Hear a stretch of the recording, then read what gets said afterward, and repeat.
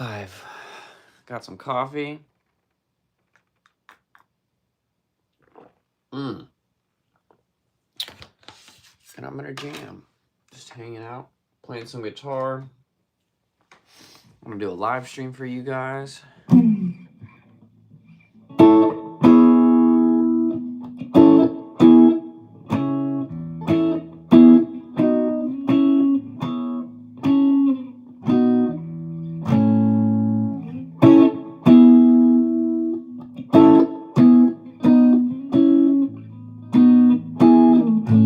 That's it. So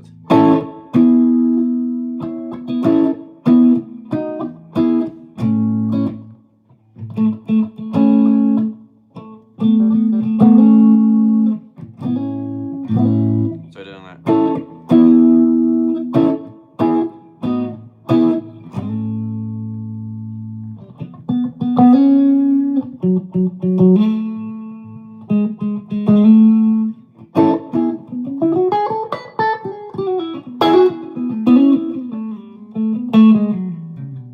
What's up, y'all?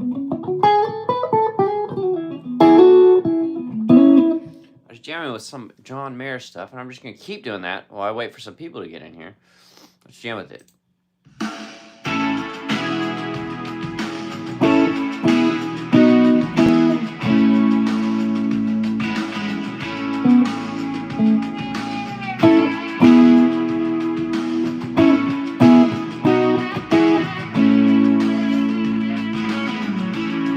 It's got more drive on that than you think, I feel like.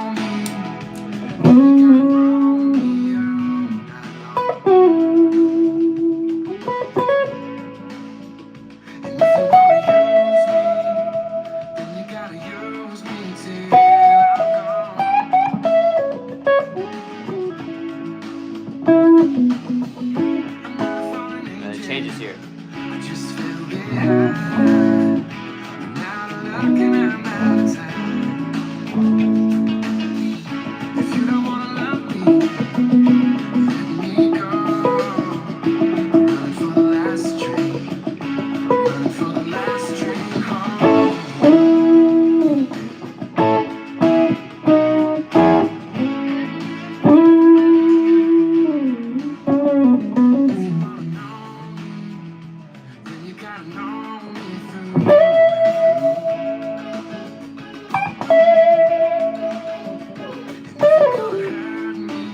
Huh.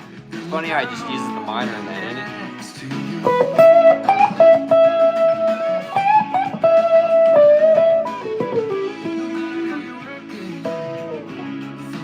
Man, what's up, y'all? Kevin! Ooh, that's a good little... Sounds like what he did.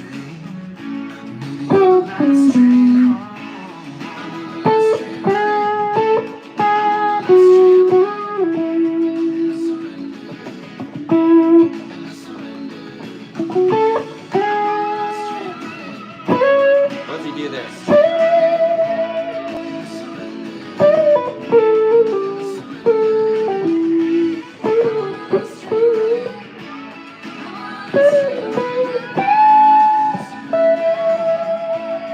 It's something like that.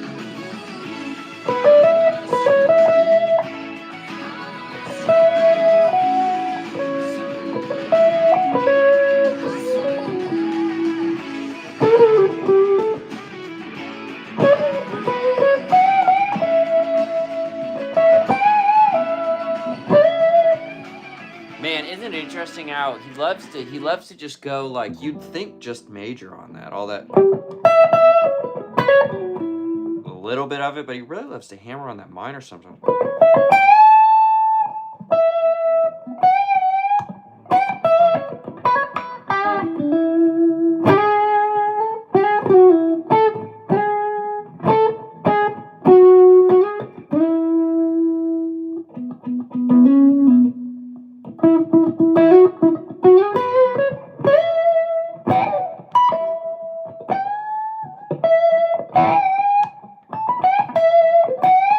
Okay, anyways, you guys, what's up, everybody?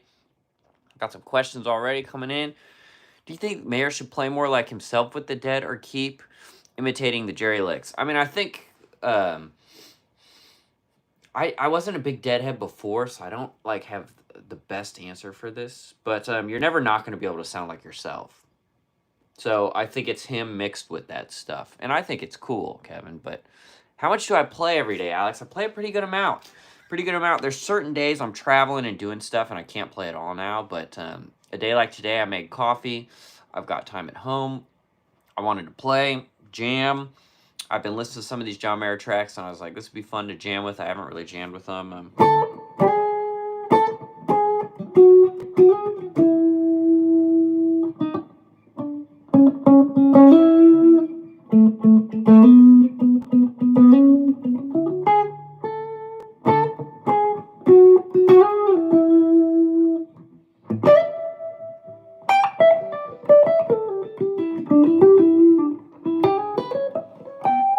But a good amount, man. Hey, Terry, what's up? Okay, new follower. Congrats on your channel. Hey, thanks. It's a great refreshing take on the gig life from the inside. My question is, what are your current settings on your tumness and in your amp? Okay, awesome. I can show you. I don't have the tumness on right now, but I'll turn it on to show you. And then I'll pick up the phone and I'll actually show you. So here's the tumness. Right now I'm using these two, but if I was going to...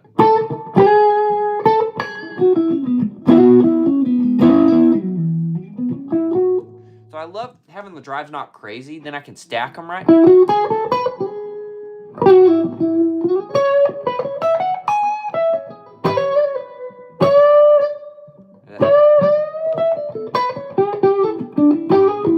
So then if I stack it with the bell, it gives me a great like...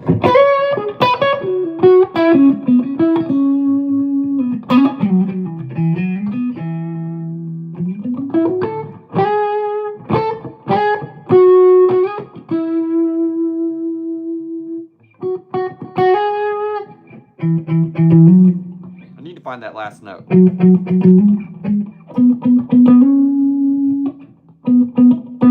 That's it, isn't it? So...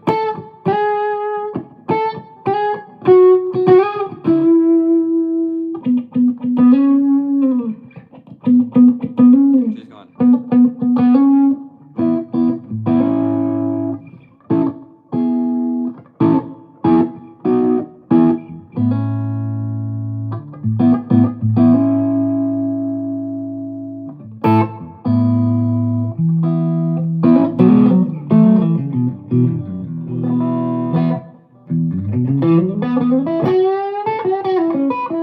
So that's the bell and the tumness. Okay, I'll turn around. I'll show y'all what I'm working with. Let me flip the camera. Okay. Oh, here, let me turn the light off so you can see it. So, you can just barely see it. I got my phone's plugged in, y'all, and I need it plugged in. But I'll zoom in there. There you go. So that's what I run the tumness at for the Strat. Now, settings on the amp. Oh, Lord. I should unplug my phone. This is what we're working with. Neither of those bright switches are engaged. I've got the treble channel turned up a bunch right now, actually. But that's what we're working with. I'm playing through that HDR X20. In here just grooving this morning, hanging out. Tumness is a great pedal, man. I really like it if you're interested in it. It's great, especially for the single coils. I use it a lot more on single coils than I do on the humbuckers because it's a little dark. But on the single coils, it's great because it fattens it up, you know? Hey, thanks, Colin. I am off to a good Friday. Hope you are too. He said his dad left. I think he's not coming back, bud. Happy Friday, Tim. Have you ever talked about the genesis of Lanco band name? Inquiring minds want to know how the band got the name. Sure, Dave. It's actually pretty easy. I do know how the band got the name. And it's really simple. Our lead singer's name is Brandon Lancaster. That's Brandon's name. So, originally, I think at the very beginning, they were calling it Lancaster and Company. It's a little long, so they shortened it. Lanco. That's where it came from. Pretty simple. It makes no sense when you don't know that story, but then once you know the story, it's like, oh, that's obvious. Lanco, Lancaster and Company. So that's what it is. I got to get better first. Want to learn guitar. What's a good, decent starter that won't run a fortune? Thanks in advance and have a badass day, man. Hey, sure thing, Aaron. A good, decent starter guitar, like electric guitar? I'd honestly look at some Squires or an Epiphone, depending on whether you want the Gibson route or the Fender route. There's also PRS does, I think their cheapest model is $500, so it's a little bit more. They do make a CE, that's the SE, CE, the bolt-on. And you could go that route, you know. These guitars aren't crazy expensive, but for a brand new beginner, you probably don't want to spend $800 on a guitar yet. That's about what these run. Maybe about $715 or something like that. But I would look at those. Way to work. Hey, great, Curtis. Yeah, I'm starting my work day too, just practicing some, man. Good morning. Peace and love from San Diego. What's up, man? What gauge strings do you use? I just use normal 10s. Normal 10s on all guitars but one. One guitar has a truss rod issue, so to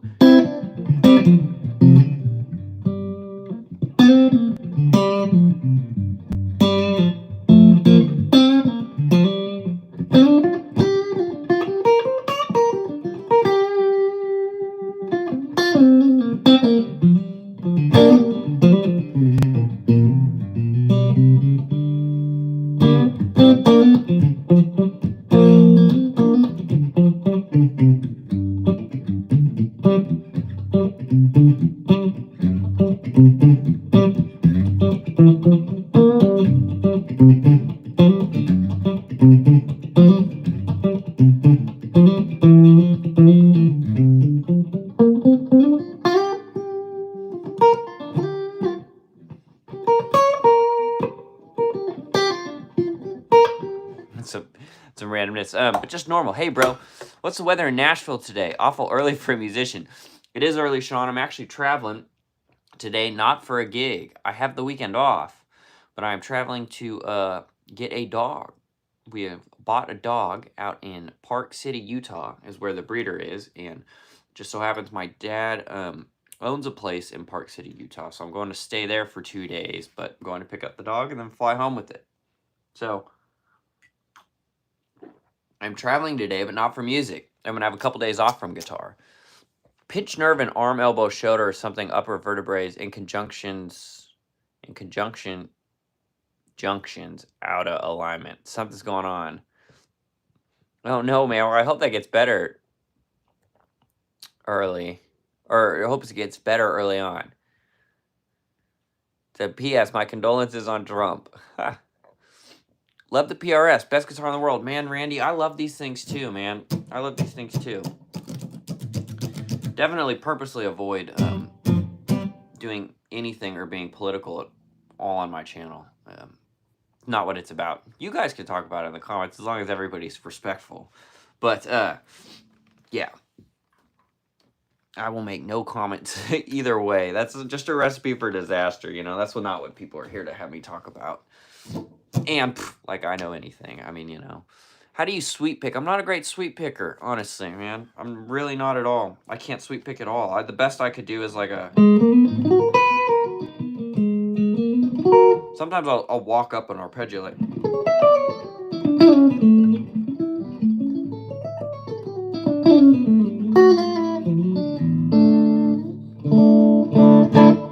Went a little out of tune there. Hey, loving all the questions coming in already, though, you guys. Hey, if you're in here and watching it and you do like it, hit that like button for me, man. Just for a second. Just takes a second. It helps get more people in here.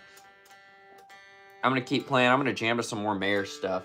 I'm using a little Positive Grid Spark Mini right now. Not for a guitar, but this just for playing music so I can jam to it. Which actually works great.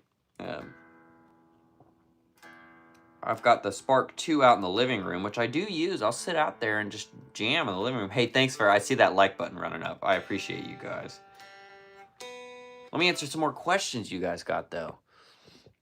I don't know anything by Polyphia. I am a Tim Henson fan, but the type of fan that's like, I don't play stuff like that, so I just admire it. I never try to learn any of it. Hey, Tim, brother, how are you doing, and how are the gig vlogs coming along? It's doing well. I've got another gig vlog coming out from this past weekend that'll be out on Monday. And we got some cool stuff, man. I brought the Silver Sky out last weekend as my main guitar. I'm also bringing it out this weekend. My next at-home video I think I'm going to do is how to fly with a guitar. I know other people have made it, but I'm just going to make my own version of it and show you guys the different ways I've flown with the guitar, talk about what it's like, the costs that might be incurred, the difference between checking a guitar and bringing it in the overhead, how do airlines react to that, you know? I think that's something easy that I and the people around me do all the time that I don't think about making a video for it, but I think some people would find that helpful because if you've never flown with a guitar, it might feel a little daunting. But on here, like, I check my guitars. Now, I have a good case for it.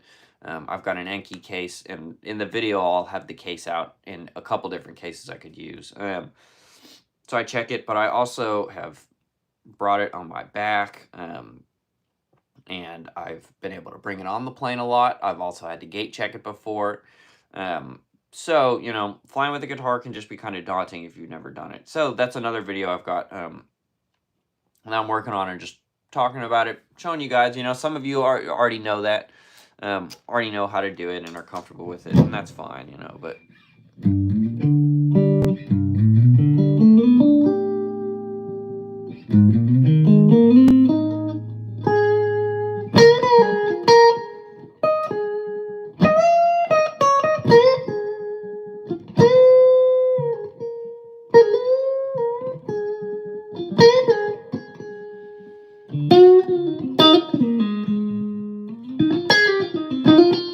I meant to go.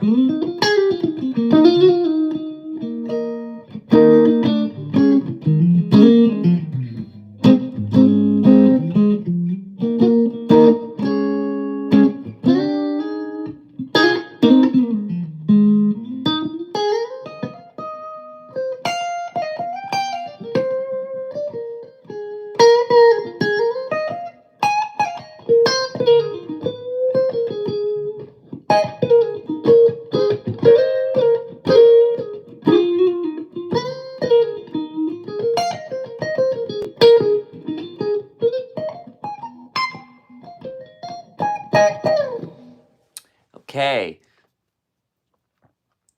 It is another beautiful day, Ben. You're right. PRS Guitars and Amps, awesome. Yeah, Randy, there you go. Thanks, Tim. Absolutely. I hope that helps. SCs are great starter guitars. I agree, too. I think the SC, for some people, brand new, might be a little out of the price range. It just depends on where you're at, you know? If you're a working adult and you say, I really want to learn to play guitar, then spending $600 to $800 and you're serious about it might not be as much of a burden. If you're a high school student and you want to start learning guitar, $600 to $800 might feel really out of reach. So that's why I tend to say the Squire stuff.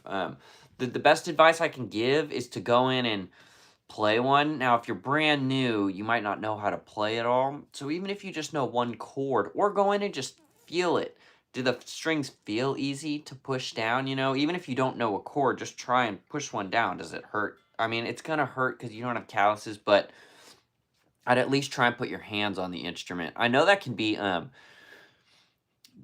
intimidating, you know, especially when you're brand new. For years and years of me playing, I was like intimidated going into guitar stores and playing it all, you know. It can be very intimidating. Even people that know how to play, like my grandpa knows how to play, and he will go into a guitar store and he won't play a guitar, you know. So I understand it can be intimidating, but I really would give the advice of at least putting your hand on the instrument before you buy it.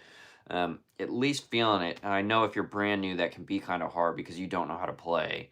But electric guitar even, just don't plug it in. But at least sit down if you know one chord, just strum your G chord or your E chord, whatever you know, if you know anything. If not, I'd just put your hand around the neck, pick it up. Does the weight feel okay? Look at it, you know, move the little switches around, be like, oh, that feels nice, you know.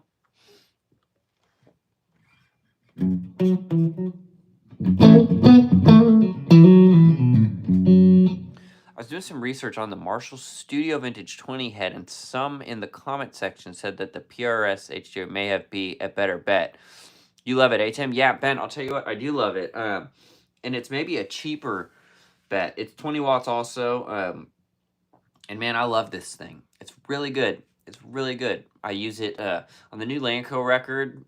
Almost all the electric guitar you're going to hear is out of this amp.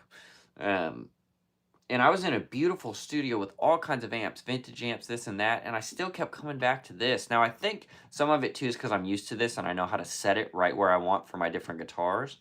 But, I mean, it's a good amp, and they're not that expensive in tube amp world, you know?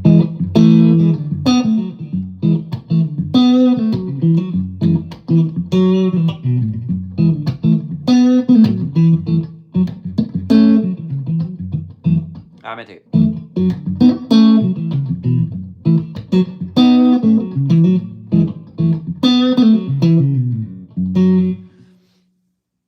Found you on YouTube. What's up, Adam? How to improvise. I can talk about that all series. Shorts, if you're still in here. Classic vibe, Squire to Strat. If you get a good one, they're smoking deal. I often choose mine to play over my American Min Strats. That's true. Some of the Squire ones are awesome, man. And I'm sure other people in here have had similar experiences. Good morning, Amos.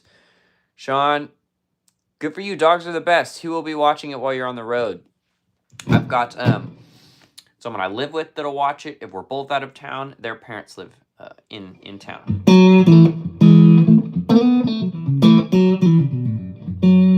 That's kind of that vibe I like doing, like a...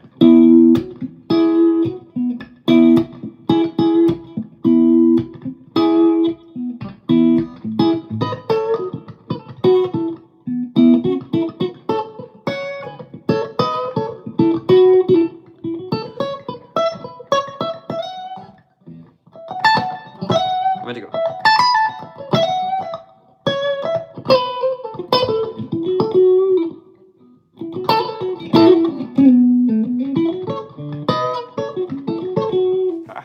Kind of fun, isn't it? What breed? I got it's an Italian Greyhound. A big fan of the Greyhounds in general, whether it's a Greyhound, a Whippet. There's 3 sizes, right? A Greyhound's the full-size racing dog, which you can't find those as a puppy unless you know someone anywhere, it seems. It seems to me. Maybe some of y'all have different info, but can't find a full-size Greyhound anywhere. As a puppy, now retired racing dogs are all over. In fact, there's a whole culture around rescuing a retired racing Greyhound. But those tend to be 3 to 5 plus years old, and we wanted a puppy. So it came down to the full size is a Greyhound, the medium size is a Whippet, and the smallest size is an Italian Greyhound. And we had an Italian Greyhound before she passed last year. So it's kind of time, ready to get another one. And yeah, so we're going to get one. I'm new here. What's up, Shanghai? And why that breed? I just love them, man. They're good. They're docile. They don't shed tons. We already have a cat that sheds a ton. I just enjoy them, you know? I didn't like them or know about them until I was around them, and I was like, oh, these are cool. Amos, I was 15 when I started playing. I don't know any Coldplay. I used to know how to play clocks on piano. The band Glass Beams? I don't know them, Kasem. I still have a 64 Strat from my parents got me when I was 13. I'm 59 now. Yeah, well, that's... Alan, isn't that awesome growing up, honestly, in that era? At the time, you probably never knew, like, oh, I have a 64 Strat. Or you knew that, but you didn't think about it, right? Eventually, I guess this will come around. I mean, I got in high school a 2003 American Strat. And, you know, by the time I'm 59, did you say, yeah, by the time I'm 59, that'll be well into a vintage Strat at that point. So, you know, maybe people will be back. When I'm that old and have that Strat, it might be like, I only paid $1,200 for this, you know? Oh, no. Hold on just a second. Got a damn fruit fly trying to go into my coffee. Hey, a bunch of great questions, you guys. We got a ton of people in here hanging out. I promise I'll jam some more. I was playing just on some John Mayer stuff, but I'm enjoying answering all these questions. How to find tabs of songs? Go to Ultimate Guitar. That's the easiest way. Hello, Mexico. I don't know what you said, but hello. Hot Rod Deluxe, Alicia. My first ever amp. I got it sitting right over here in the corner still. I'm sorry, not my first ever amp. My first ever tube amp. And I gigged on that thing for years. That thing has been everywhere, all over. It'll always be loud enough. They sound great. I hate the dirty channel. I'd never even touched the dirty channel, but the clean channel, yeah.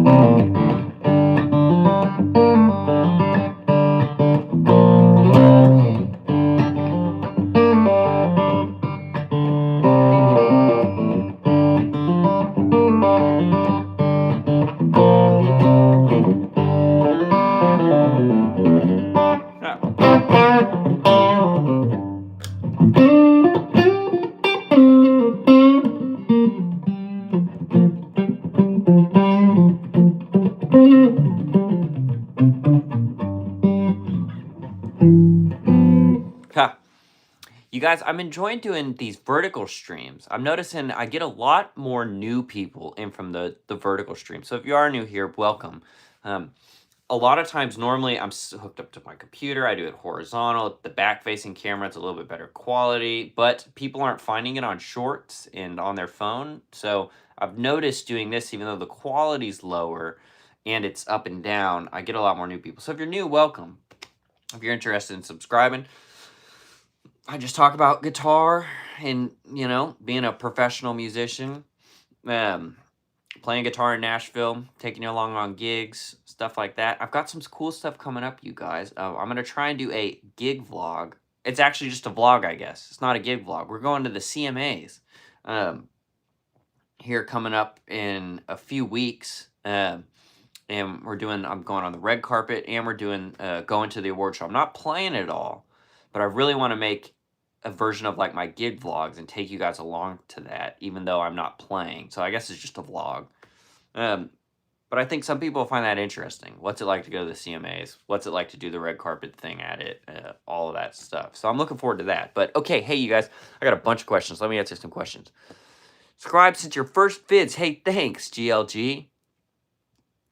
Love your guitar playing. Love the gig vlogs you make. Hey, thanks. So I got another gig vlog coming out on Monday, you guys. So be on the lookout for that. Really cool, easy way for people to start adding some outside notes to blues rock, etc. Playing the flat 3 and flat 2 and going to the 4 chord. Example, in A, play 8, 6, 5 on first string, 8, 7 on 2 strings tab. So let's see, the strings things kind of will confuse me, but what I can get is he's saying flat 5 and flat 2. So what does he mean when he says that, right? So, like, if I'm in, and he said in A. So in A, we're getting ready to go to D. So let's try and break down what Sean's saying. So in A,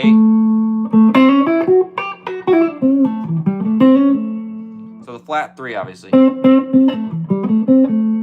The flat 2 would be it's kind of a cool, so you could maybe lead up to a go.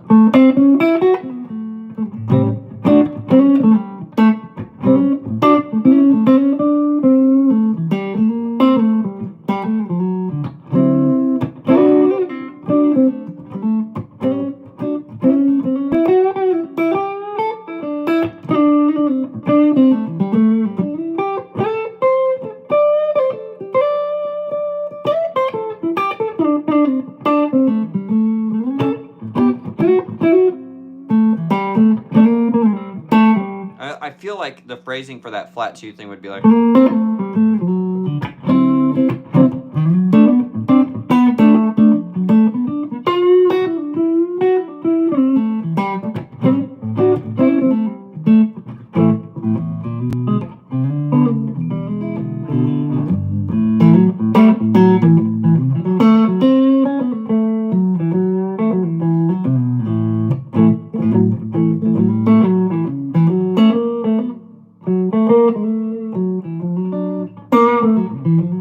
Flat 2 I'm not used to using. I don't know. I mean, I guess it works.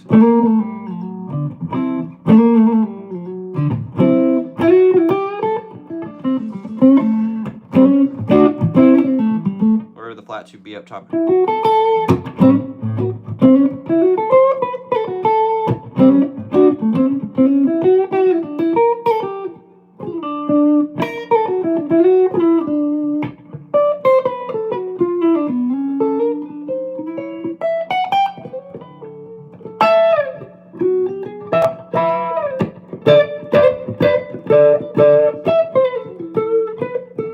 Anyways, okay. That gets you to the third of the 4 chord. I see what you're saying. Sean. Okay, thanks for the tumness example. Hey, I picked it up yesterday. The bell is next. Your EQ for that one. Will Lanco be coming anywhere near Ohio in 2025? Hey, I'll tell you what. At some point we absolutely will. It might not be till the summer. We've got a full spring tour, like headlining tour, at clubs and theaters that we're about to announce. Honestly, in by next week. We just shot all the content for it. Not next week. We just shot all the content for it yesterday, showing just us being like, hey guys, it's Lanco, we're coming to wherever you can get tickets. So tickets are gonna go on sale pretty soon, and you'll see, if you pay attention to our stuff at all, you'll see some stuff. I would follow the Lanco page. I don't know if Ohio's on the headline tour. It might be. It might be.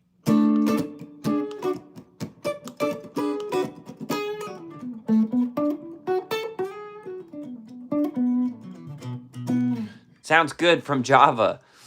What's up? First puppy? Yeah, for me, it's first one. Where's a good place to get my first guitar and amp for an affordable price? Ghost, I would go to your local music shop first and see if they have something you like. Then from there, I mean, worst case, you could do Sweetwater or Guitar Center even. But, you know, I'd use the local shop first.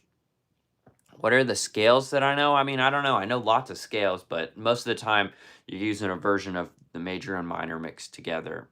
You know, some stuff is real majory and you're just playing major.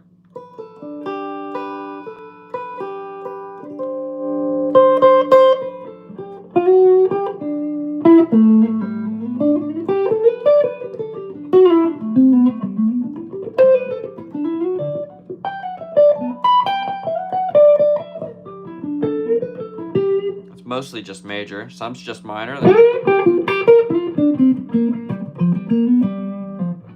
And then sometimes you're mixing it together. You're going.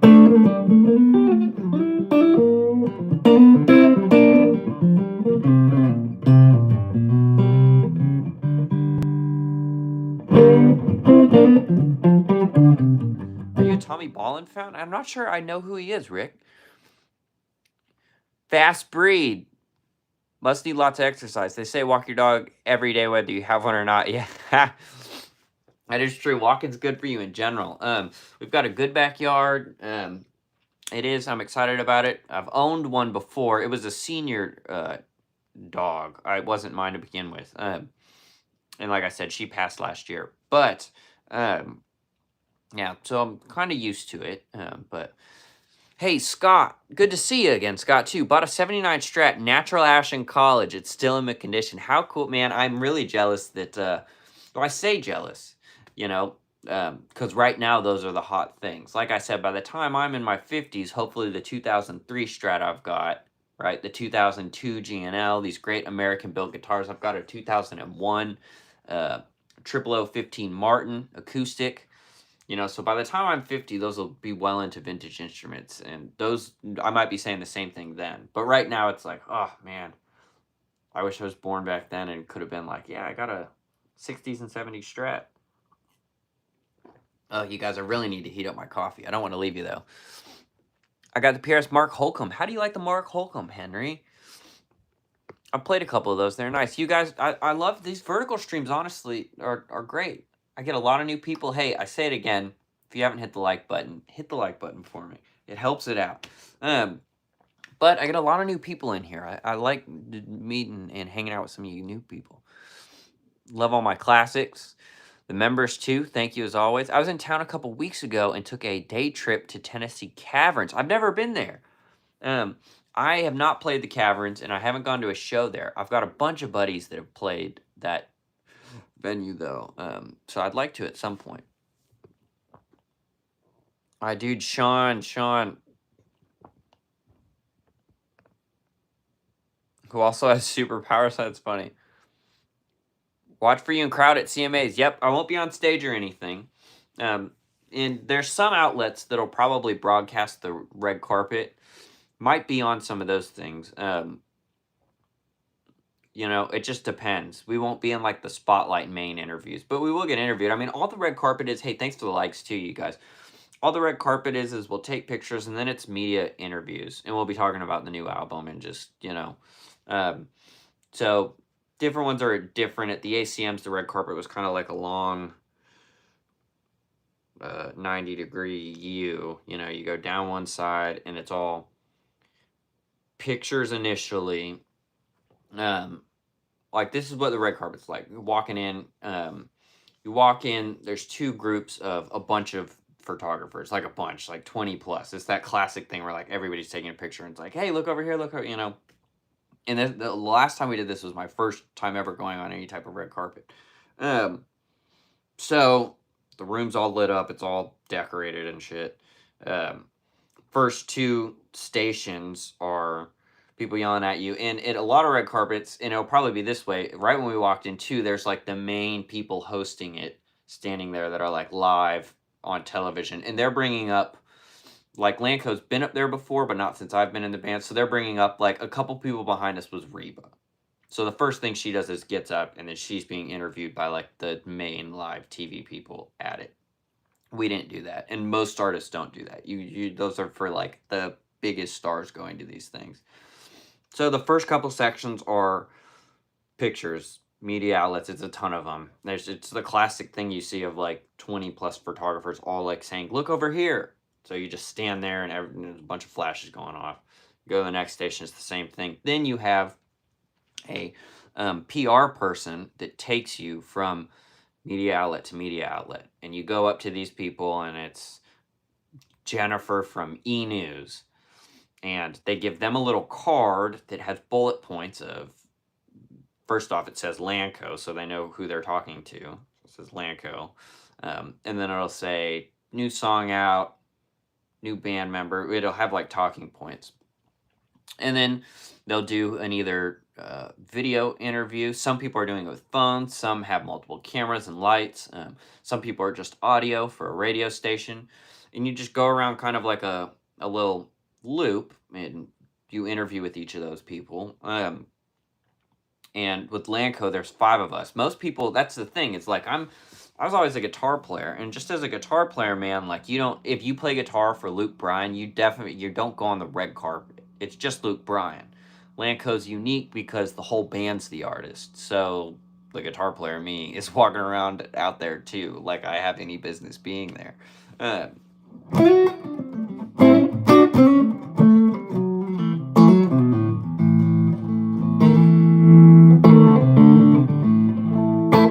it's a good guitar.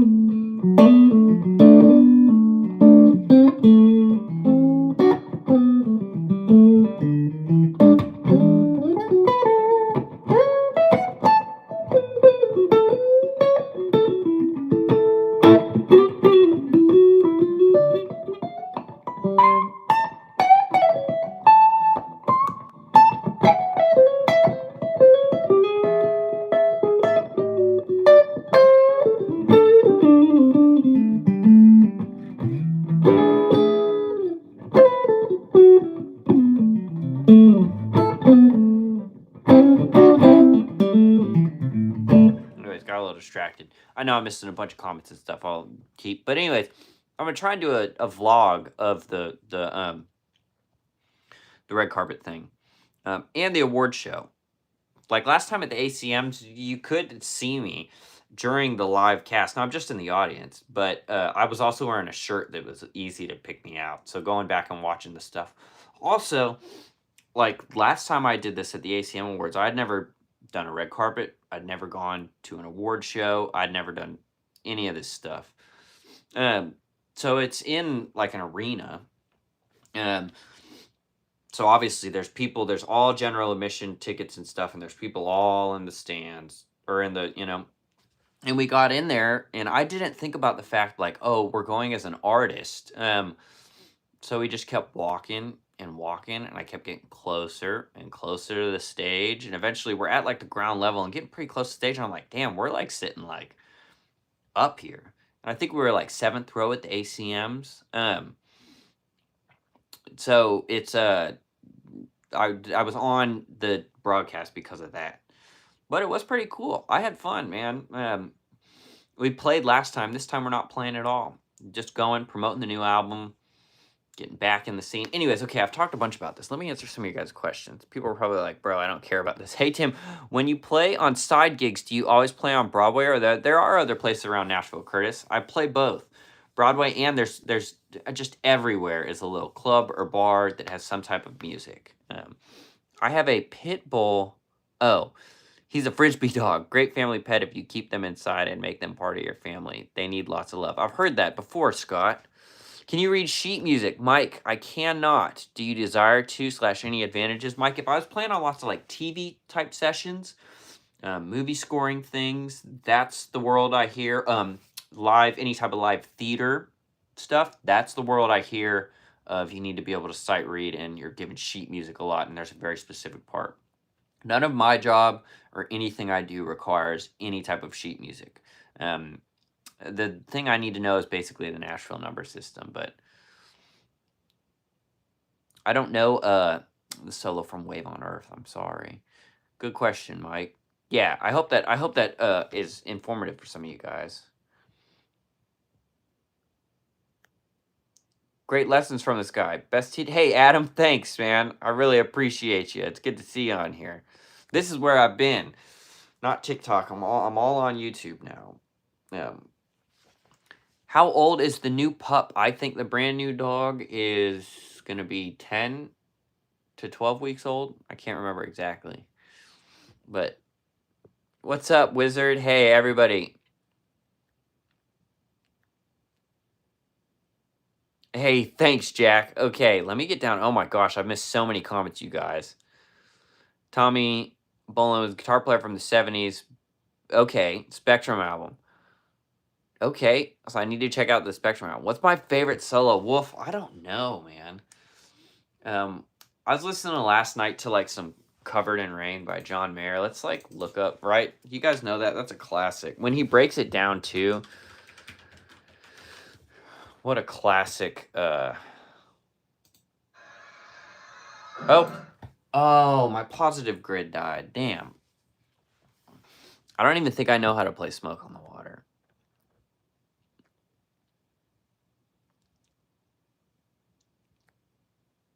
Oh no, I didn't know Tommy Emmanuel hurt himself.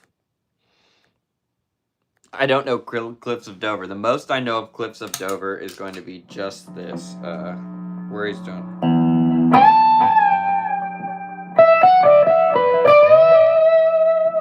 I think that's all I know. So that's all I know.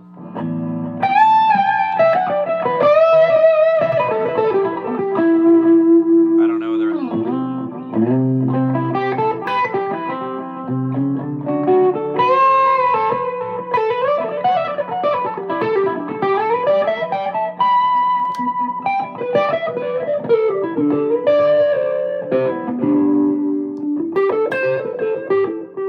I mean, doesn't he's a.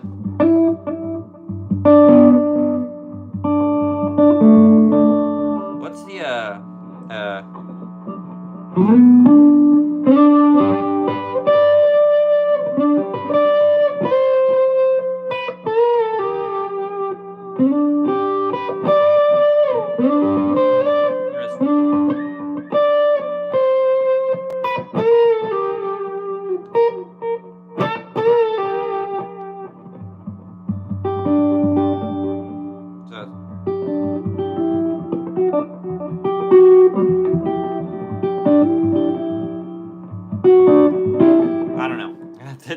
I really don't know how to play it. Odd question. I have a theory. I'm asking a lot of musicians the same thing. Okay. Are you good at math? Seems as if there could be a correlation between math and music. Okay, Trouble. This is an interesting question. I'm not great at math. No. If I tried harder in school instead of playing guitar all the time, I think I could be decent.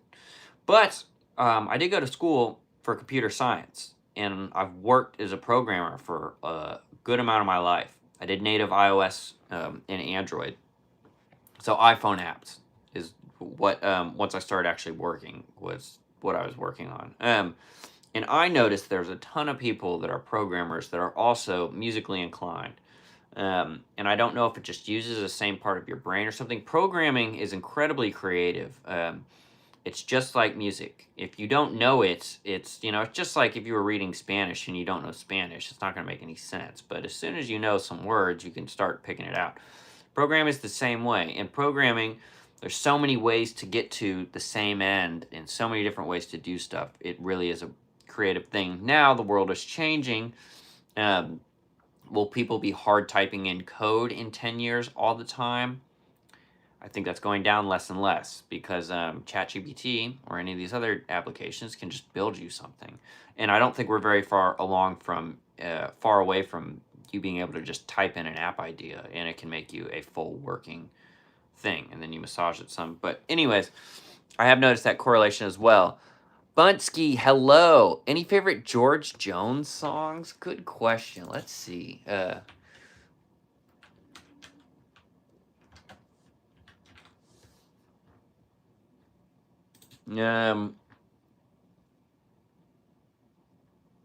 don't want to say the most common one, but it still is probably "You Stopped Loving Her Today." I mean, what a classic. That is as classic country song as it gets, is it not? Could you downtune / transpose if the singer said his voice was off? Yeah.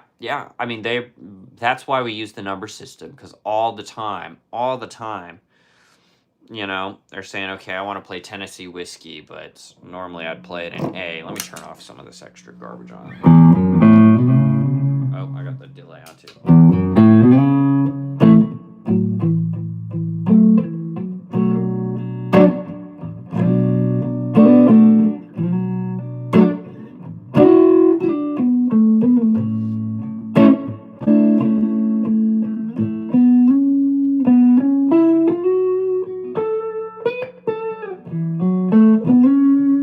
So it's same thing, normally that's an A. Singer might say, okay, I want to take it down to G. You got to be used to and ready, just.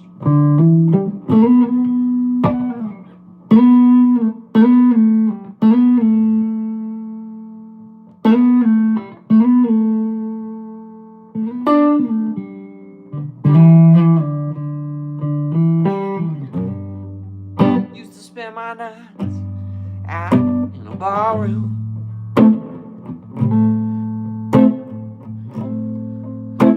Whiskey was the only love I'd ever known. Now you rescued me from sinking in the bottle and brought me back to being too far gone.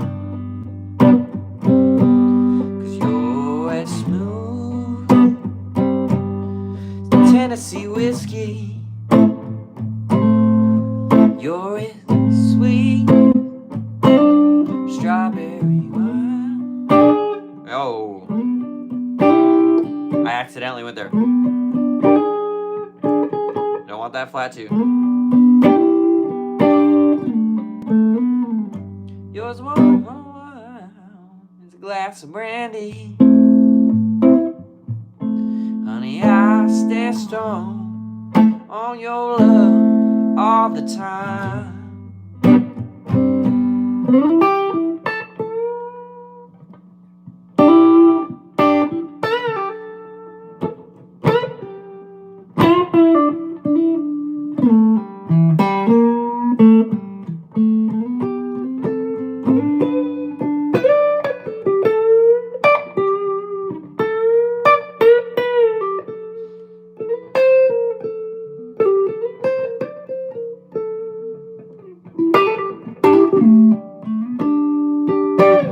a singer. But anyways, yes. Hello, Limerick, Ireland. Interesting. Stone Boom PRS is all I want. Class looking guitar. Hey, Luke, I agree, man. This is a cool one. This is a really cool one. And they're affordable. It's not out of reach, you know? It's not out of reach. Okay, do you ever go to a gig without messing up once? I've never played guitar out live, but curious if people do mess up at all or if there are perfect gigs for the most part. Mike, I'll tell you what. So the Broadway gigs where I'm doing cover tunes and there's requests coming and I'm playing all kinds of songs I don't know and stuff. Yeah, you're hitting mess ups all over the place. Now, are they all drastic? Does the audience ever even know? Maybe not. But with Lanco, I've played that set so much and I know the song so well that, yeah, there's a lot of nights that I never mess up. I could listen back and I said, ooh, right there in my pocket could be a little bit sharper. You start honing in. The field for, like, mess up gets more narrow, you know? Did I go straight to the wrong key and solo in the wrong key? No. Now, that does happen. It happens to people, you know? I've noticed I've worked with some students, which I'll use as the shamelessly plug. If you're interested in lessons, you can email me at timavenmusic@gmail. I've got some lessons coming up next week and stuff, so I've got some open slots too. So if you're interested in that. But I've worked with some students before. I had one student who's a great player, but he had learned some solos, like note for note, and some hard solos, some chicken picking stuff that he was playing out.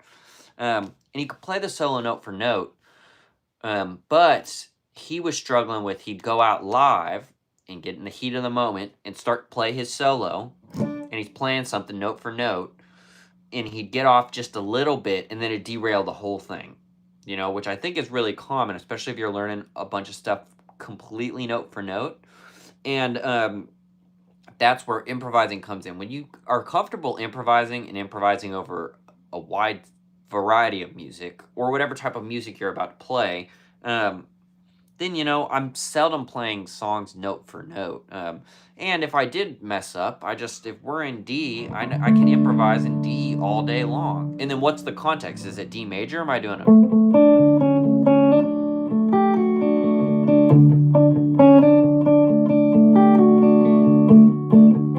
Is it a pretty type of thing? Is it a swampy? You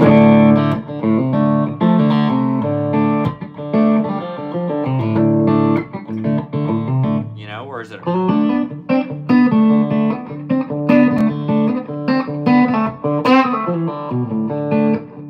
you know, all of those are different contexts. Is it a funky thing? Or am I going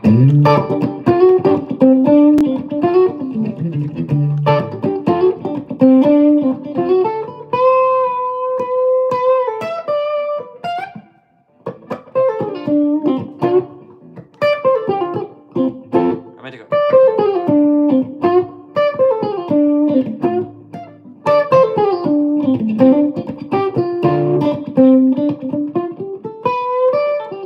Whatever. It's a funk thing. There's a blues version of it. Going.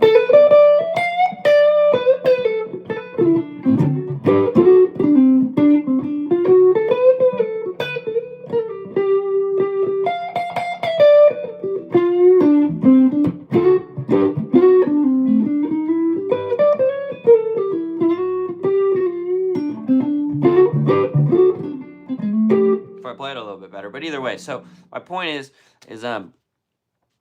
you mess up some. If you're too stuck on the rails, I think live when you're not used to it, as soon as you get off of it a little bit, you start going kind of crazy. Hey, MK, thank you for the first tip in the chat. Hold on just a second. Let me say, W10,000, the algorithm guided you, but I don't speak English, but your hairstyle feels authentic. Okay, Mike, I'll take it. Hey, or not Mike, MK.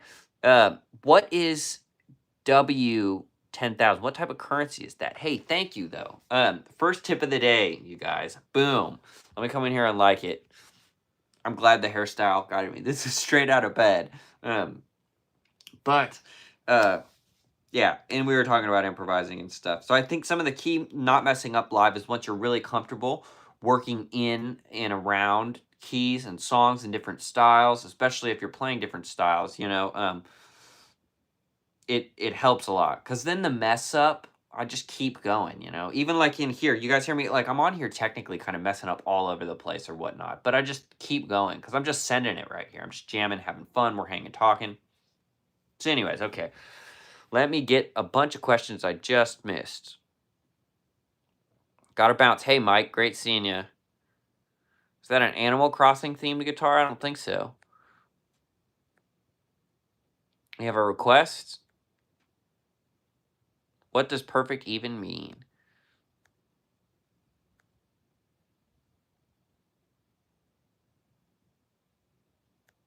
When playing covers, do you prefer learning solo / parts like the record, or do you prefer to do your own thing? Chad, I prefer to do my own thing. Now, some people you're playing covers for, the band will just depend. Some people really want you to play the stuff note for note. I don't do the cover thing full time anymore. I used to for years. So now when I do it, I don't have time to sit and learn note for note the solo to 60 songs. I just don't. So I get the context of the songs and then I improvise. I rely completely on improvising, making it sound musical, fitting the context of the song. There's certain things like if I'm playing Folsom Prison, check this out. You're playing Folsom Prison and you kick it off where an E and they say, okay, here we go.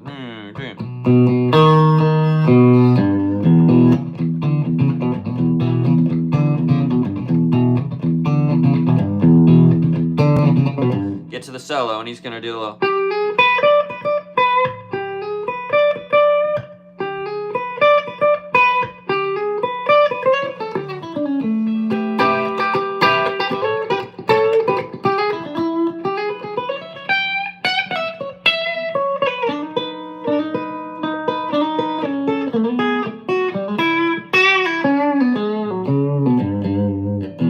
Go. But either way, right there, like I started with the initial motif. Then when we went to the 4 chord, I just did my own thing. It's a great way to lead to it. Of course.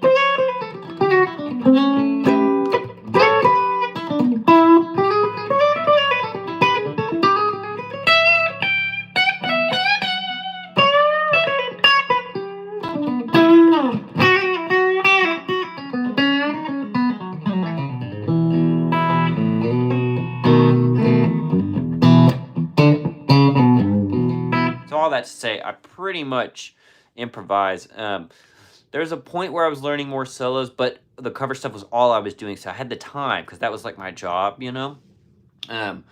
You got to learn like the intro and lead riffs, at least close, you know. I play lots of stuff, not completely perfect, but good enough, you know. If we're gonna play soul, like this is not how the licks played, but I just come up and.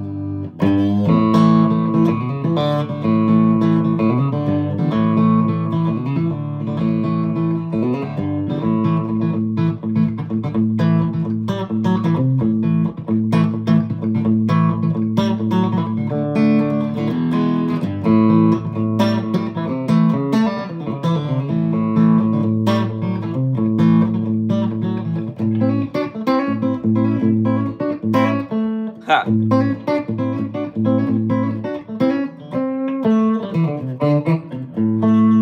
Either way, that's not how it's played on the record. But once you're in with the live band, you're grooving, if you're fitting the context, you're going to be okay.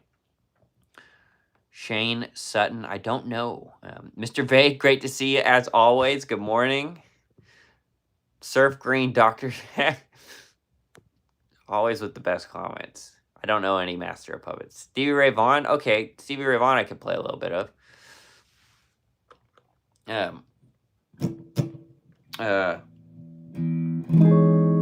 love playing this, man.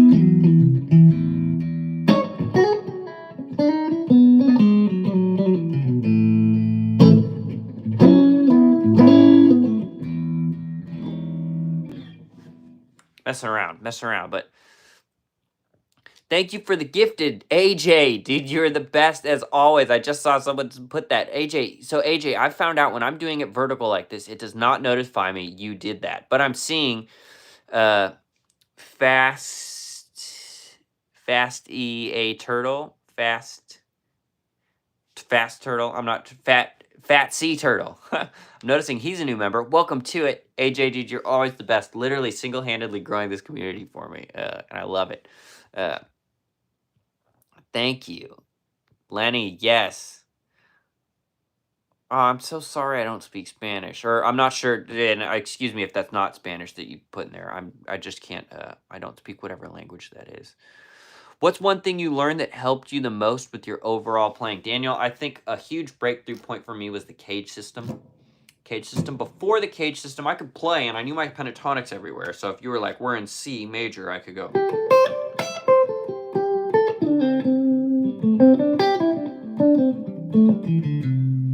But then combining the major scale with like actual the shapes, because then I'd know how to play C here, and like up here, and that's about it, you know. But now, I mean, it's thinking, okay, C, here's the G shape, C, here's the E shape, C, here's the D shape, C, back to C, you know. And that combined with the major scale was a huge help, because then I'll do it in E so I can drone the low string. But like knowing all your shapes, which is what the cage system does, there's just 5 of going E and E shape, E and D shape, E and C shape, E and A shape, E and G shape, E and E shape, E and D shape, E and C shape, E and A shape. Goes all the way up. That combined with knowing the major scale in all of those same positions. So if I'm here in C shape, I know how to play.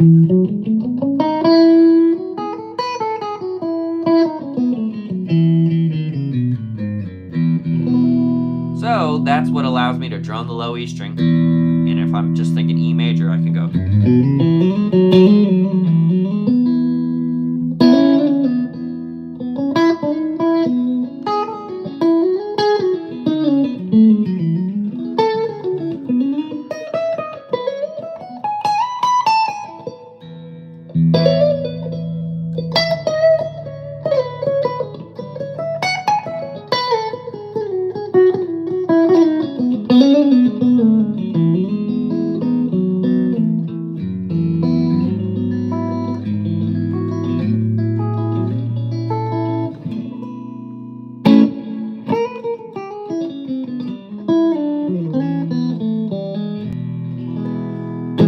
So obviously at the end we got a little more advanced, especially with that walk up going 2, 3, 1 with the third in the bass.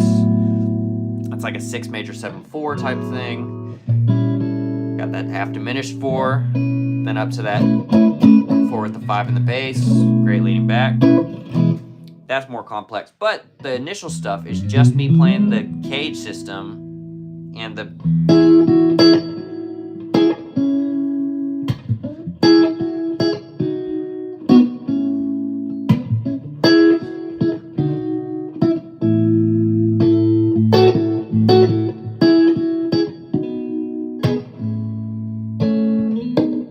I like that kind of.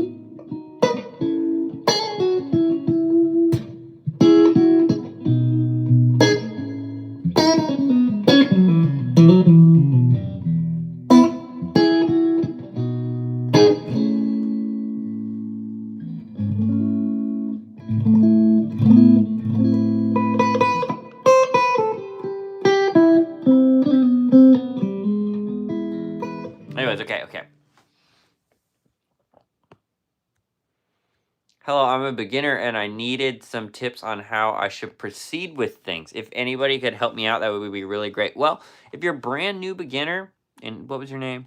I don't know how to pronounce your name, but look, if you're a brand new beginner, here's my initial tip. Start with your cowboy. They call them cowboy chords, your basic chords. Look up beginner guitar chords on YouTube. Literally, this is what you do. This is how you start. And learn that E major chord. Learn that G chord.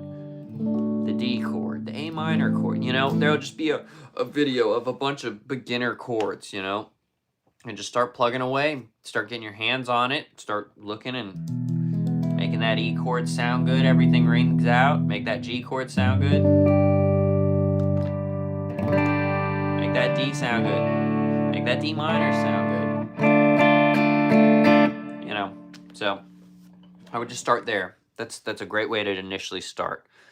I don't know any Metallica or Megadeth, and I'm sorry. I'm a lot more like blues, funk, soul, and country is what I play. Warm tone is everything. I'm glad it sounds good through there.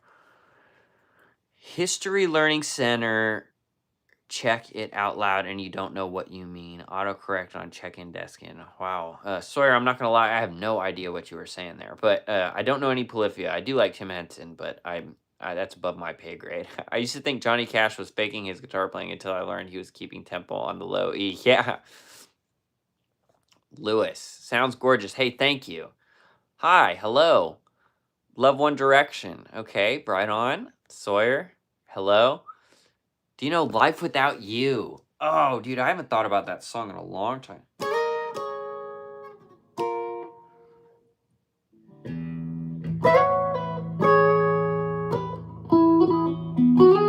Let's see, dude. Life Without You, dude. I have not thought about Life Without You in a long time. I used to love that song, though. I love that. No hate on Kelsey Hart, but your song should not come up before Stevie Ray Vaughan's.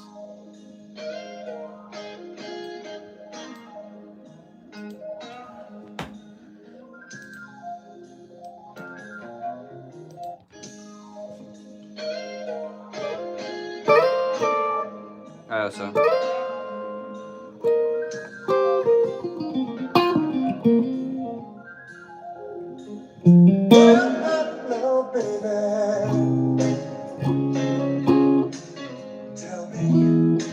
What key? Let me figure out.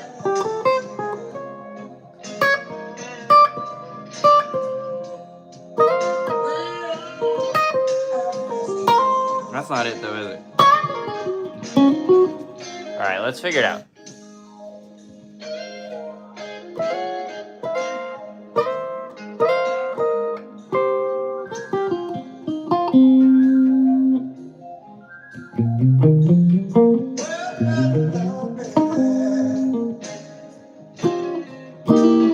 So let's see.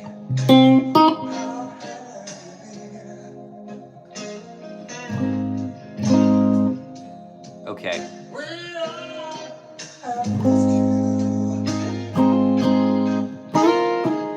Okay, it's an A flat. So A flat would be.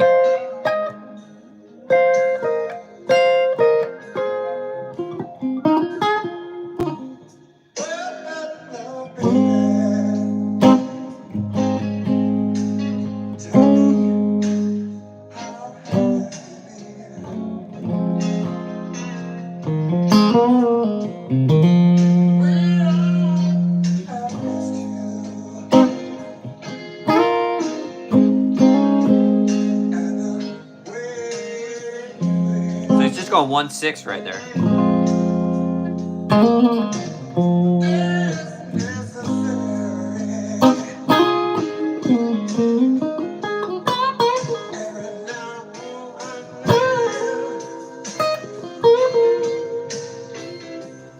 It goes up to the 2 there.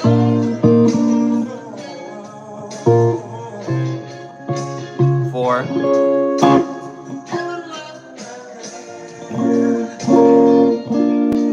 Major 2 there.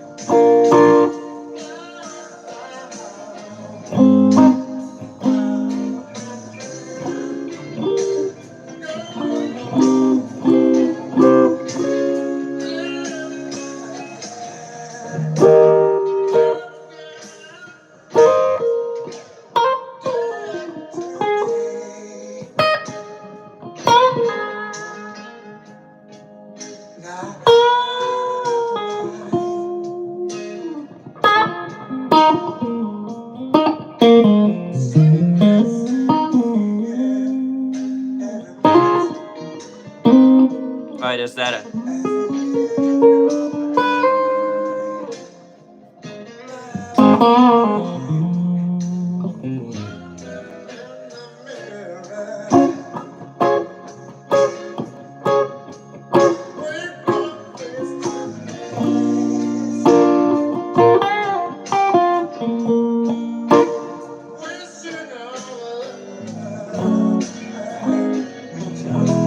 He's going to E there.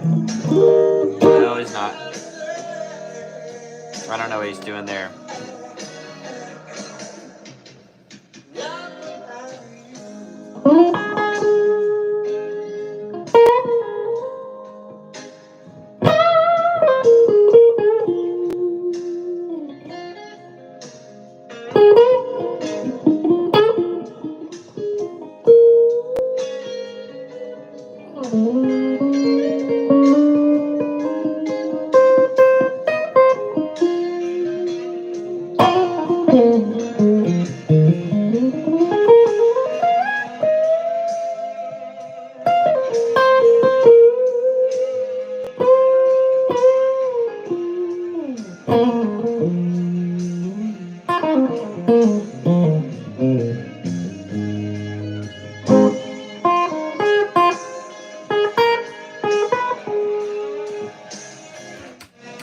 Okay, anyways, my bad version of it. I know tons of John Mayer. I could play some John Mayer.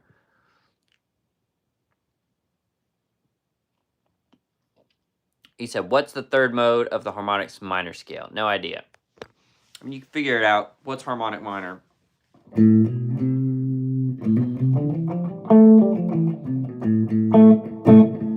That's normal minor. I don't know what the third mode would be, because harmonic minor, you're taking I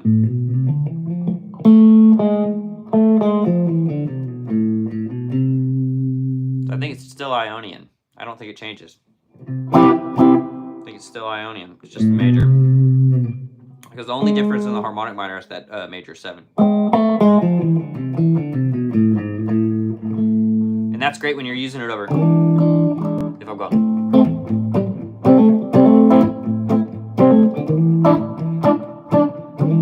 That's that sound.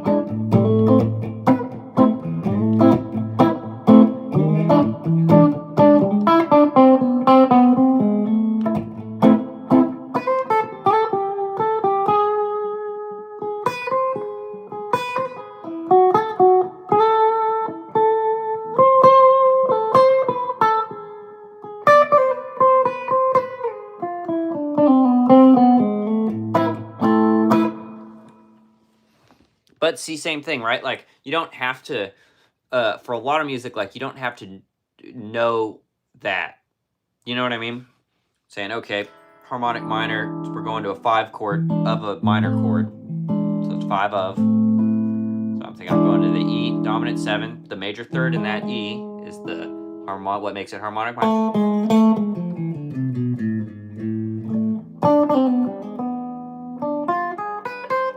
That's a great little harmonic minor.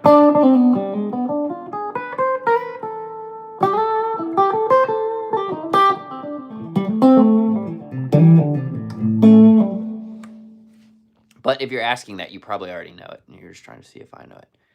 Any Eric Clapton, maybe Layla? Man, I haven't played that in a second.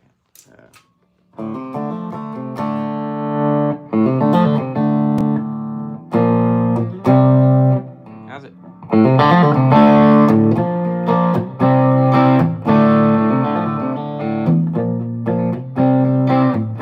Then he does a...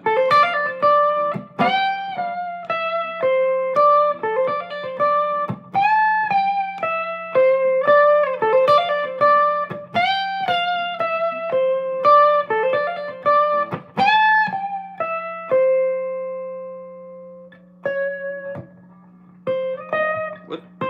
Because he goes in a... I can't remember. Who knows? That's all I know.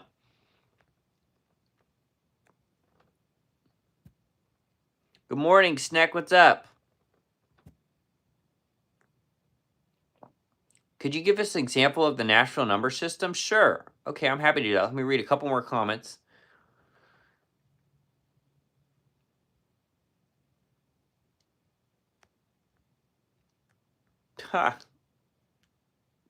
Tim, been at work the last 30 minutes, and it's playing this video in the background music. It sounds way cool. Hey, awesome, Curtis.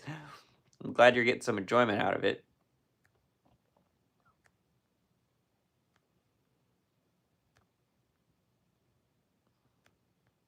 A. Favorite neck shape on Strat, C, U, or V? C for me. I'm a C, no doubt.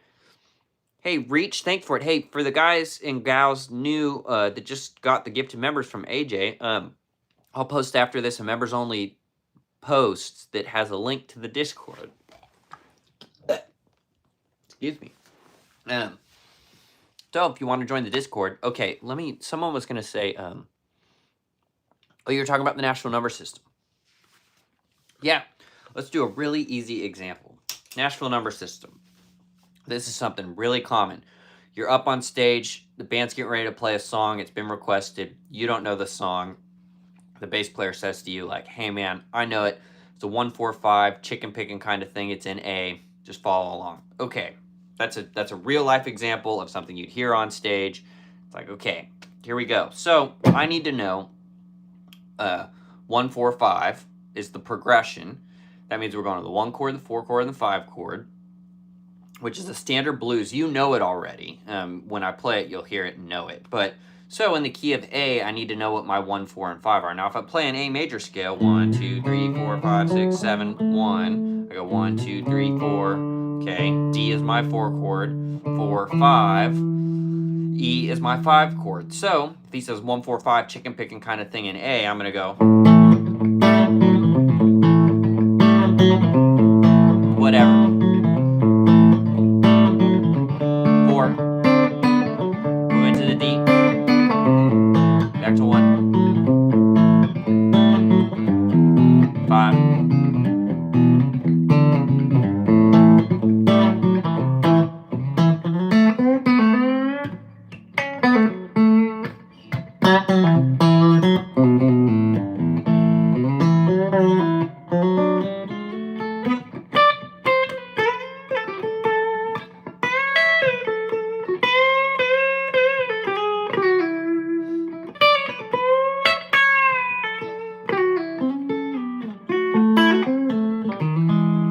So it's just if you count just on your major scale, those are the chords you're going to go to. 1, 2, 3, 4, 5, 6, 7, 1. Right? It just stands for the intervals. Now, what you need to know is how the major scale is harmonized, right? Because how do I know it's a D major versus a D minor? Unless he specifically says D minor, the 4, especially when it's said out loud, is always going to be assumed major, you know? And it's different than when it's said out loud. I had someone write a comment on one Nashville number system saying, like, the 2, if it's just said, it has to be explicitly said 2 minor. And that shows me that person, like, probably doesn't have a lot of experience actually doing it on stage with people. Because if someone says go to the 2, you're going to assume it's minor. That's because I know the harmonized major scale, which just means the 1 is major, the 2 is minor, the 3 is minor, the 4 is major, the 5 is major, the 6 is minor. Then you get this half diminished 7. I'm going to play it down here so y'all can see it. So like this. And back to 1. Now the 7, you don't have to worry about a bunch.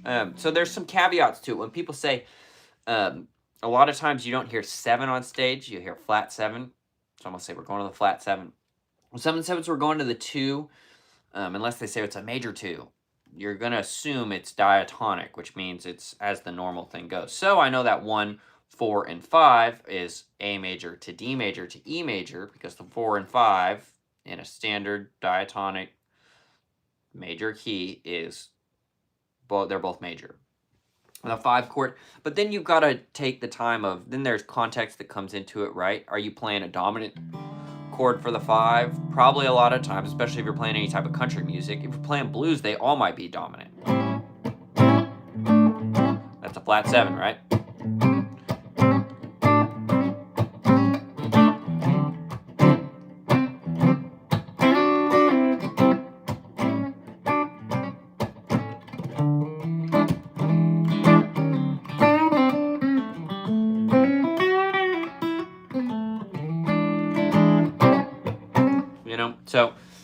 simple example is that's it. You can find just by counting up your major scale.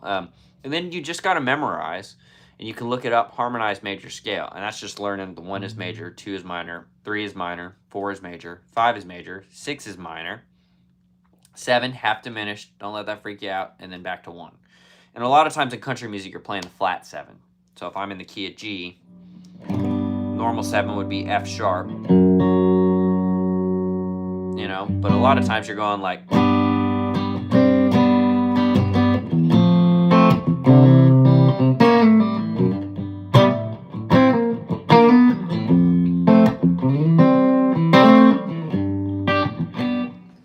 so anyways, I hope that helps a little bit. I do some sessions, yeah.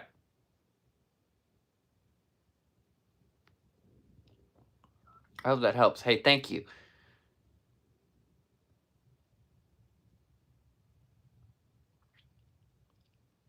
I have some big hands. I mean, I don't think so. C shape isn't that crazy. The U is really crazy, I think. But everybody likes their own thing, you know? Everybody likes their own thing. Hey, you guys, this has been a killer stream. Tons of likes. We already got some tips. I appreciate you guys for that. You play a groove in 7. I don't think I know anything to play in 7. 1, 2, 1, 2, 1, 2, 3. Yeah, I definitely am not going to be able to do that, Jim, and I'm sorry for that. Are you a session guitarist too? I am. I do a lot of, so I'm in a unique position. I've done a lot of demo sessions, smaller sessions and stuff, but my band is, you know, the band Lanco I play in and I'm in, we all play on the records. And I mean, we're like a signed band. So those sessions are no doubt the most real sessions I play on, but it's not the normal Nashville way of, okay, we've got great session musicians coming in. We're going to cut 3 songs today.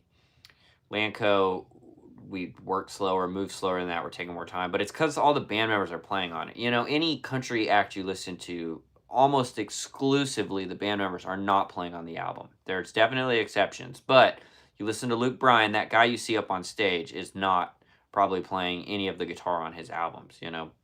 That's what makes being in a band unique, especially in Nashville. So those really great session cats, if you call him Brent Mason, he's going to go down 2 passes and have your whole song pretty much, right? Because he's just that good. That's not the case for me. So I got to hunt for parts. We're working. I take more time.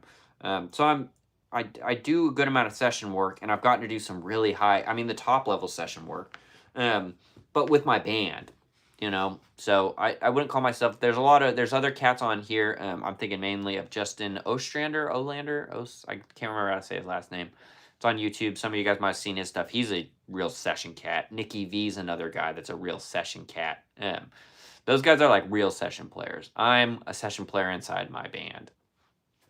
And then I do play on other sessions, but the sessions are smaller time stuff. It's demo stuff or you know, an artist that's just doing his own funded project, stuff like that. You know, I'm not getting called for like master level sessions. But with Lanco, it's technically a master level session. I get paid master scale for it. But, you know, so I'm in an interesting, I've snuck my way into the nice studios.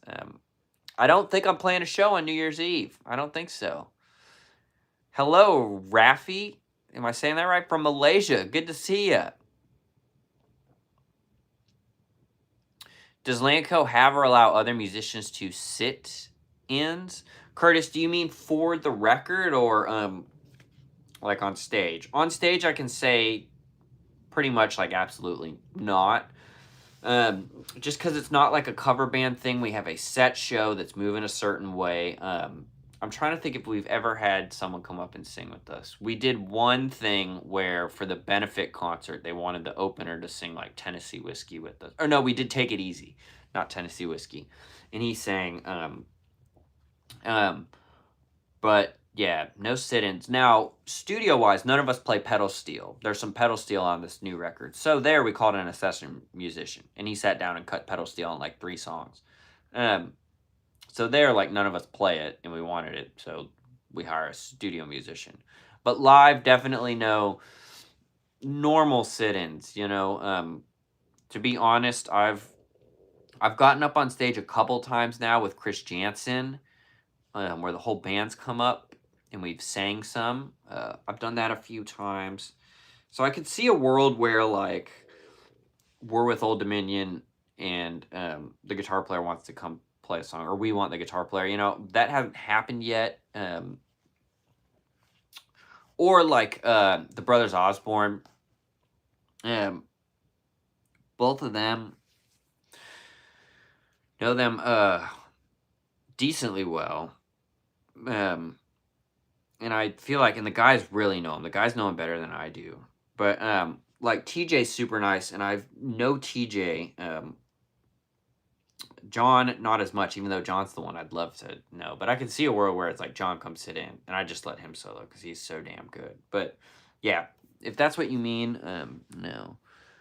I'm good. How are you doing?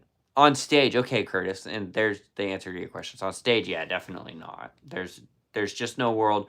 If it was another artist that we know, like a John Osborne, who we know is a killer guitar player, then that could be a cool thing. It would be like, man, plug up. If there's a world where that was going to happen. But a random person, that there's no world that that would happen. It's just not, you know, in the cover band bar stuff there, you can have someone sit in and you say, hey, pick a song. But yeah, on these kind of shows, it's on rails. We've got tracks. We know what we're playing. The set doesn't change. We're not about to take a chance, especially for a random person. They might be great, but you're not about to bet. You know, it's different when I'm playing for a couple $100 with a bar band. It's one thing and it doesn't matter. Here, the stakes are a lot bigger. So we're definitely not about to potentially ruin the show by bringing up a random person. You know, so to be honest, yeah, that's the honest answer to your questions. Would your feelings be hurt if they substituted another player on the record? I mean, that's happened, even just on the current ones. Someone came in and played baritone on one of the songs. In a couple of the initial demos, I wasn't. But that is a thing you just have to get used to. I'm just very lucky because I get to play on the records. Almost everybody in Nashville does not get to play on the records, or own stake in the company. I mean, you know, the difference, like being a part of a band or like fully in the band like Lanco, it's the difference between everybody else that you see as a guitar player alive for any country act or any act in the world is an employee, right? They're hired, you're paid a salary, or per show, whatever, depending on the level of act. But that's it. The difference in being in a band is instead of an employee, you're a partner of the company, right? So you own a stake in it, and you're, you know, so the band just operates different, which is very fortunate. Very fortunate. I cannot express that enough. You are way ahead of your age. Interested to see in 10 years. You will be part of the Nashville old guard by then. I appreciate that, Sean. Yeah, hopefully, you know, hopefully it's only been the last couple of years. Like, I've worked for so long for so much stuff, and then joining Lanco gave me some of that credibility. It also made me more visible. Also, the YouTube stuff made me more visible, more and more visible. So it's like I've been working for all this for so long, and it's just now to the point where I go around town and people know who I am. Not all the time, but a good amount of time. And from YouTube or just the community of friends I've grown. And then I play in an act that I'm an actual part of. So my picture's out on the stuff with the band and stuff, you know. Because so many people, like, I just met, like, Post Malone's guitar player and was hanging out with him for a while. And right, like, he's not on any, like, the pictures. None of that band is. No, you know, that's just how it goes. I'm just lucky because we're in a band, which means the whole group is the artist. There's not just a singular artist, which is the normal way. And then you just play your gig, collect your money, you know, and go home. Okay, good answer. Hope that helped. Owned a Silver Sky for a year and sold it. Great instrument, but I had major issues with tuning stability. Those sharp fret ends cut my index finger more than once. Wow, Shane, that's a bummer to hear. I will say I got these rolled by my tech. So I took this in, and he rolled them and did the intonation. Got it all leveled out, and it feels pretty good. I mean,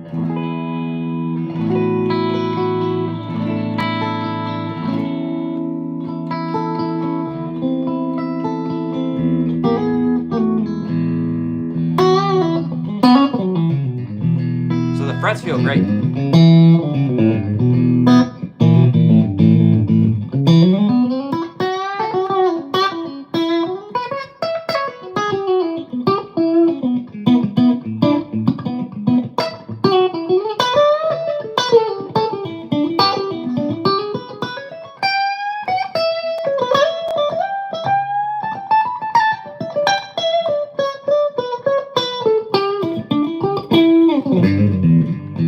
Ready?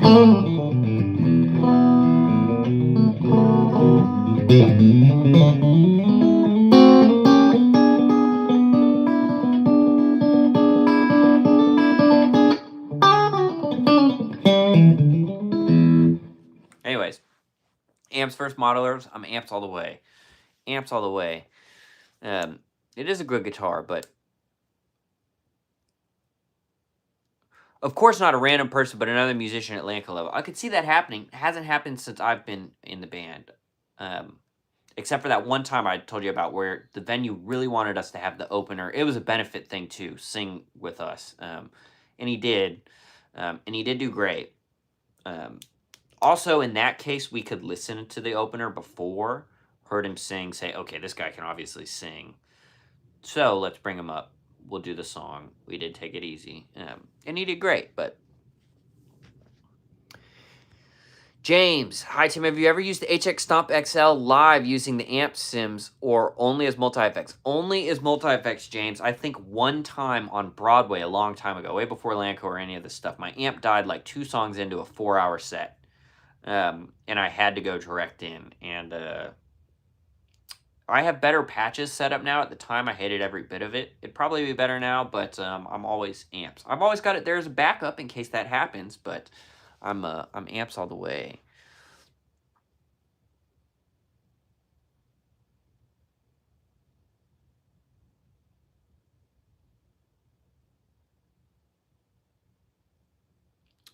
Yeah, some Joe Pass stuff is great. And I do enjoy some of that jazz blues stuff. And there's so many forms of it, you know. The heart always revolves just around that 1, 4, 5, you know. But that's where you start saying, okay, I'm on the 1. And I'm going to do it 2, 5 to 4. Then I'm going to do that sharp dominant 4. Back to 1. Then I'm going to go 1, 6, 2, 5. Back to 1, 4, 4 minor, 1. Walk it up to the 5.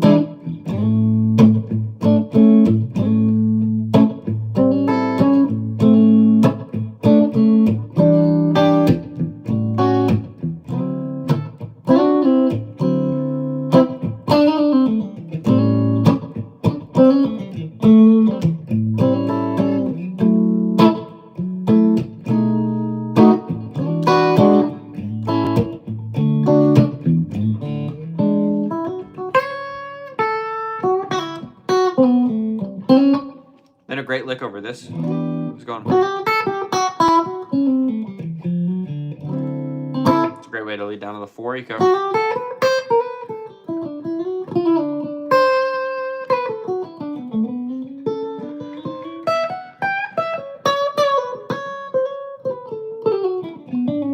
I love doing that 6. So I like the minor too.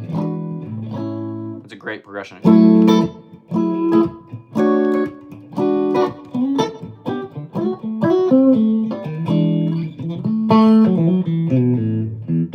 Very good.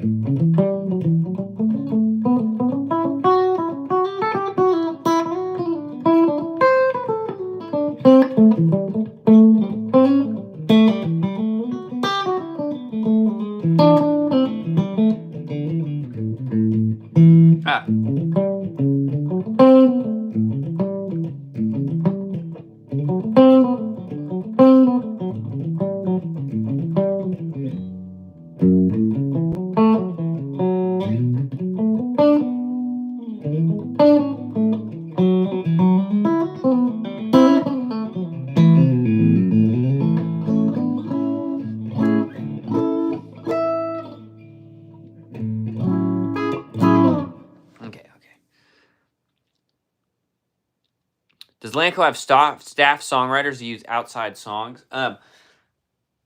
Write with other people, but there's never a Lanco song that doesn't have at least one member on it. And most of the time, it's most of the members. But so no like pure outside cuts. Like a lot of artists, like Keith Urban, if you look through his song credits, more than half of his album, he's not even a writer on. you know? Now, I wouldn't say that takes anything away from him. Watch him play live and look at how great of a singer he is, how incredible of a guitar player he is, and how damn good of a performer he is in it running the live show? So it's definitely not to say they're not talented, right? Keith Urban, you can't deny that. I mean, the dude's got a career built off of it. So if people are writing most of his other hits, you know, that person can sit and write a great song, but they can't go out and play or sing or perform like Keith. So everybody has their place. But Lanco, yes, there's always a Lanco person on the songs. I don't think there's ever been a Lanco song that's cut that doesn't have at least one person on it. But the big Lanco song, Greatest Love Story, Brandon Lancaster, our singer, wrote all by himself and his parents' couch. I mean, I don't know any Nirvana. All I know is that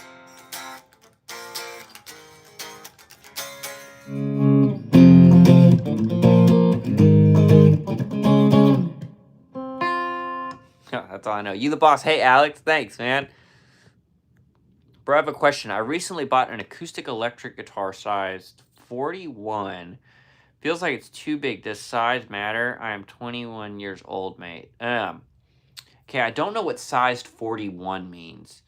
I don't know what that means. But if it feels uncomfortable to play, then maybe it is.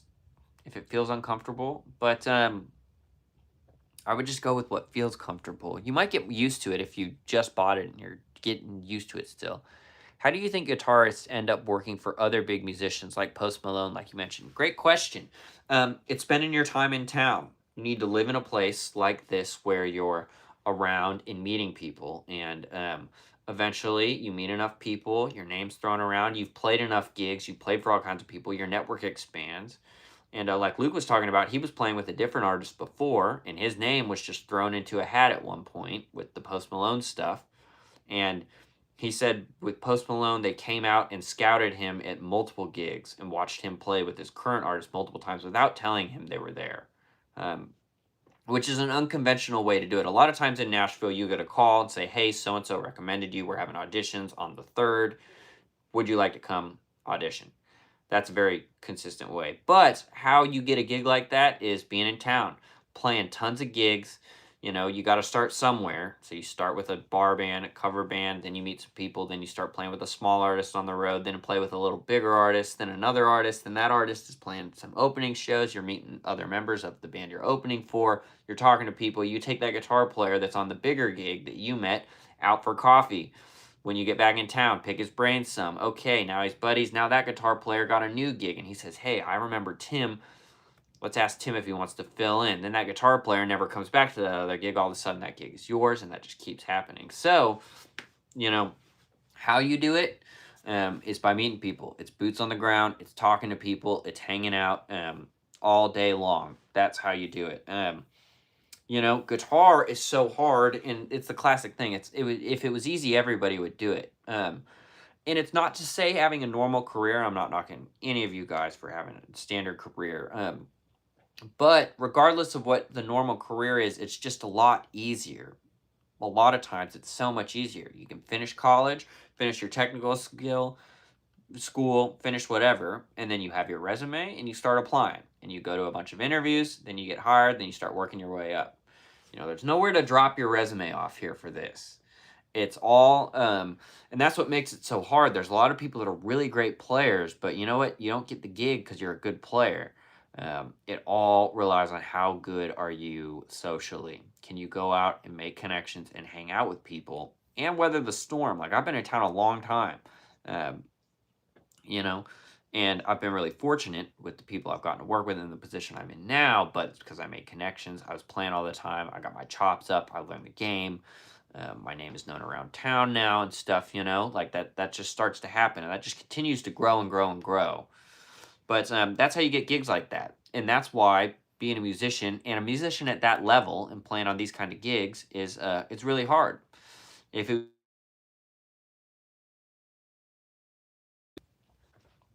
it's just the name of the game. So yeah, it's all about networks, connections, paying your dues, which essentially just means playing when you first get here, any gigs you can get, because you need to meet people. And then slowly, slowly, randomly, you're casting a huge net, and just once in a while, you're going to catch a couple fish, 100 fish. Hold on. Sorry, you guys. There we go. We're back. Okay. Sorry about that.